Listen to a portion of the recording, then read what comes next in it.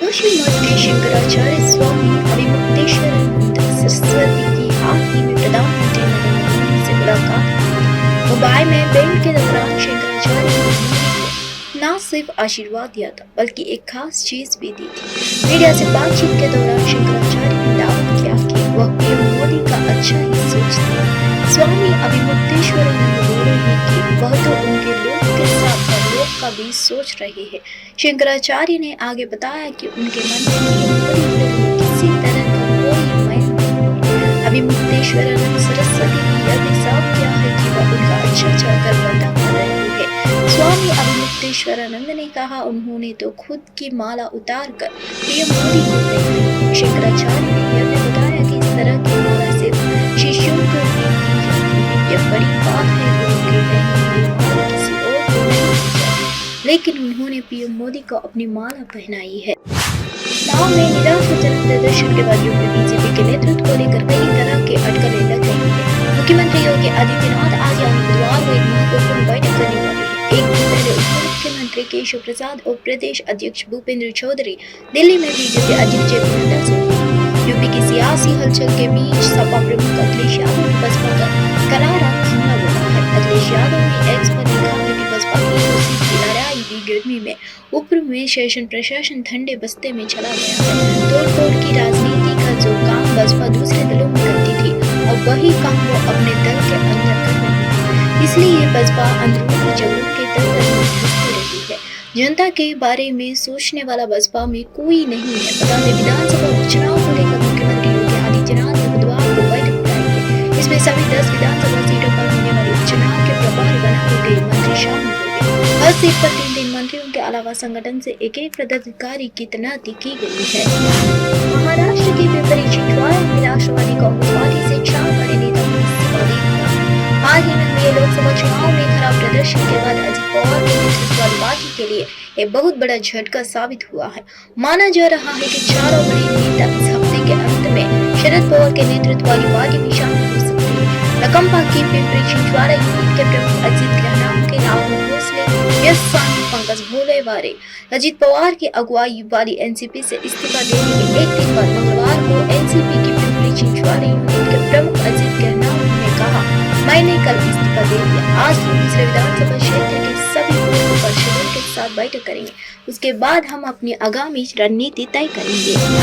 उत्तर प्रदेश में लोकसभा चुनाव में करारी शिकस्त ने बीजेपी को सदन में डाल दिया है। इसका असर यूपी में होने वाले उपचुनाव की तैयारियों में दिखने लगा है। यूपी के 10 सीटों पर होने वाले उपचुनाव में बीजेपी उन गलतियों को दोहराने के मूड में नहीं है जो उसने लोकसभा चुनाव में की है। उपचुनाव के लिए रणनीति बनाने के लिए मुख्यमंत्री योगी आदित्यनाथ की अगुवाई में उनके लखनऊ स्थित सरकारी आवास 5 कालिदास मार्ग पर बैठक हुई है।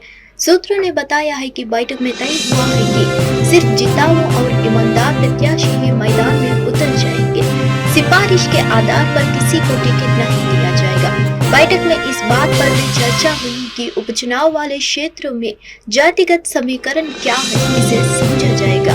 विपक्षी दल कौन से प्रत्याशी उतर सकते हैं, इसे लेकर भी बात हुई है। 10 विधानसभाओं में कौन से काम पेंडिंग है जिन्हें पूरा कर जनता का समर्थन हासिल किया जा सकता है, इस पर भी बात हुई है। सीएम योगी की अगुवाई में हुई बैठक में इस बात पर भी चर्चा हुई है कि क्या मुस्लिम बहुल विधानसभा में मुस्लिम प्रत्याशी उतार सकते हैं।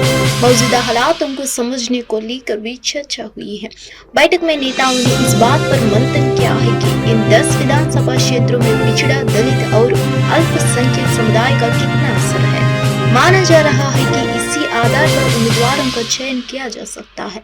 जातिगत समीकरण का भी खास ध्यान रखा जाएगा। बैठक से बाहर आए राज्य मंत्री स्वतंत्र देव सिंह से जब मीडिया ने सवाल किया तो उन्होंने कहा, बैठक में डेवलपमेंट प्रोजेक्ट्स, बाढ़ के हालात समेत कई मुद्दों पर चर्चा की गई है। सभी 10 सीटों पर हम जीतने वाले हैं, इसलिए बैठक में विधानसभा उपचुनाव को लेकर भी चर्चा की गई है। उन्होंने इस बात की स्पष्ट रूप से जानकारी नहीं दी कि क्या बैठक में संगठन का कोई नेता मौजूद था या नहीं। अभी तक जो जानकारी मिली है उसके मुताबिक इसमें यूपी सरकार के मंत्री शामिल हुए हैं। केंद्रीय मंत्री गिरिराज सिंह ने बरेली के माशूमाइन और इतिहाद मिलत काउंसिल के अध्यक्ष मौलाना फकीर राजा के हिंदू की लड़कियों का धर्म परिवर्तन कराने वाले बयान पर पलटवार किया है। गिरिराज सिंह ने तब राजा पर प्रतिक्रिया देते हुए कहा कि उनको सबक सिखाना जरूरी है, क्योंकि भारत का विभाजन हुआ तब अगर उन्हें यहाँ न रहने दिया गया होता तो आज यह नौबत ही नहीं आती। उन्होंने कहा साजिश के तहत इनको यहाँ रोका गया, जिससे आज ऐसी स्थिति पैदा कर सके। गिरिराज सिंह ने कहा यह गलती हुई है कि जब देश का विभाजन धर्म के आधार पर हुआ और फिर भी मुसलमानों को यहाँ रहने दिया गया। दरअसल तौकीर राजा ने हाल ही में ऐलान किया था कि वे 21 जुलाई को 5 जोड़ों को इस्लाम में धर्म परिवर्तन करवाने वाले हैं। तौकीर राजा ने ऐलान किया है कि उनके पास बड़ी संख्या में हिंदू धर्म के लोग इस्लाम धर्म कबूल करने के लिए आए होंगे, इसलिए अब एक साथ 5 हिंदू लड़के लड़कियों का धर्म परिवर्तन करवाकर उनका निकाह पढ़वाया जाएगा। मौलाना ने कहा है कि इस काम को करने के लिए जिला प्रशासन की इजाजत मांगी गई है। मौलाना तौकीर राजा के इस बयान पर केंद्रीय मंत्री और बीजेपी नेता गिरिराज सिंह भड़क उठे हैं। गिरिराज सिंह ने तौकीर राजा को चेतावनी दी कि वे इन लोगों को इम्तिहान न लें, बहुत जल्दी यह विस्फोट होगा। गिरिराज सिंह ने हाल ही में सुप्रीम कोर्ट के मुस्लिम महिलाओं को वोटा देने के फैसले का जिक्र करते हुए पूछा कि इस पर ममता बनर्जी, राहुल गांधी और अखिलेश यादव चुप क्यों? ममता बनर्जी पर गिरिराज सिंह ने ठीक हमला बोलते हुए कहा कि वह बंगाल को बांग्लादेश और पाकिस्तान बनाने की तैयारी कर रहे हैं। ममता बनर्जी को हिंदुओं पर भरोसा नहीं है। अब देश में अगर कोई नया राज्य बनेगा तो वह मुस्लिम प्रदेश बनाया जाएगा। सीतामढ़ी मुन्नाम जुलूस शहर के मेघसौर चौक व किरण चौक पर बुधवार की सुबह 2 ताजिया जुलूस में शामिल लोगों को भी विवाद हो गया है। देखते ही देखते दोनों पक्षों में बल्लेबाजी हुई। मिली जानकारी के अनुसार बचाव में दोनों पक्ष के करीब 2 दर्जन लोग जख्मी हुए हैं। स्थिति को नियंत्रित करने के लिए पुलिस ने लाठीचार्ज किया है, जिसके बाद स्थिति कंट्रोल में आई। जख्मी लोगों के इलाज के लिए सदर अस्पताल में भर्ती किया गया है। घटना को लेकर शाम को लगातार शांति समिति की बैठक बुलाई गई। अन्य विवरण की प्रतीक्षा।